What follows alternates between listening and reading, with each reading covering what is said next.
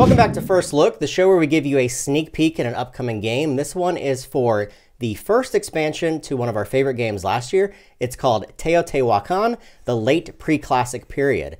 And this game offers a whole bunch of new modules to the game, 5 in fact, which can be mixed and mingled to your heart's content. You can play with one of them, or you can combine all of them into one massive game. The very first one I'm going to talk about is probably the one that's most alluring to me, and that's by giving players variable player powers right from the start. There are 16 of these priests and priestesses. 10 of them are going to be used in multiplayer games, and then 6 of them are just for the solo play, or the Teobot.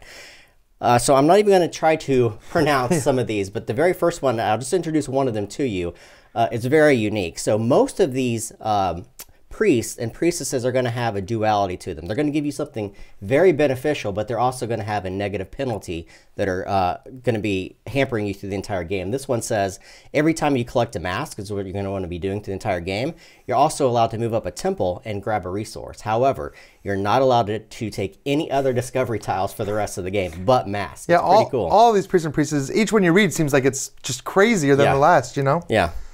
All right, I've got another module you can add on, and this is actually a separate board. This is called the Height of Discovery.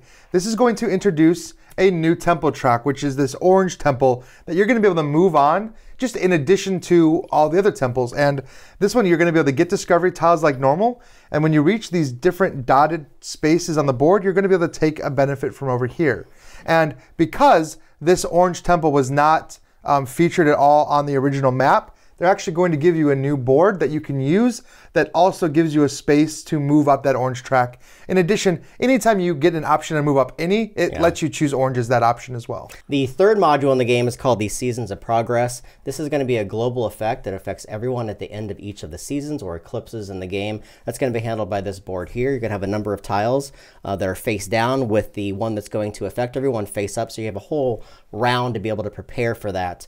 These season effects are going to have a multitude of different things. 2 of them that I'll mention is that for the entire round until the next season is triggered, or the next eclipse is triggered, every time you move up a temple track, you can spend 2 cocoa to move up any other temple track, which is really powerful. Yeah. The other one, which is really just crazy, it says that for the entire round, you have to move 2 to 4 spaces. You can never move 1 space. Yeah, that's interesting.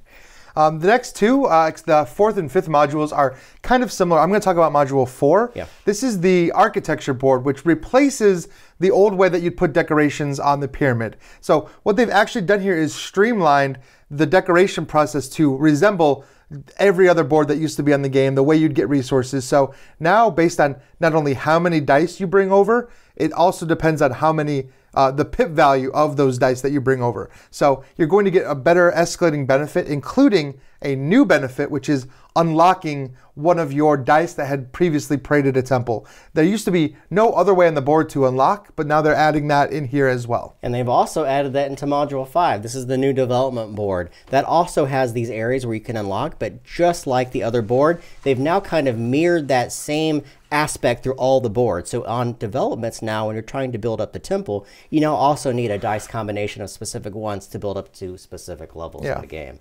So there's those modules, and there's also a couple other little things which we're not going to mention. If you have any questions about the game, make them in the comments below. Subscribe to us, follow us on Twitter, like us on Facebook, everything else that we do, and we'll catch you guys next time.